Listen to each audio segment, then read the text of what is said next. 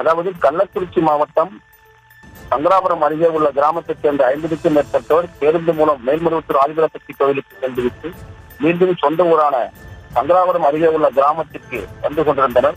அப்போது அருந்தங்குடி கிராம எல்லையில் பேருந்து வந்தபோது ஓட்டுநர் தூக்கத்தில் இருந்தபோது ஓட்டுநரின் கட்டுப்பாட்டை இருந்த பேருந்து சாலையோரம் இருந்த மின்கம்பத்தின் மீது மோதி அருகில் உள்ள பள்ளத்தில் கவிழ்ந்ததால் 25க்கும் மேற்பட்ட பக்தர்கள் பலத்த காயமடைந்தனர். அவர்களை அப்பகுதி மக்கள் ஆம்புலன்ஸ் மூலம் மீட்டு கள்ளக்குறிச்சி அரசு மருத்துவமனைக்கு அனுப்பி வைத்தனர்.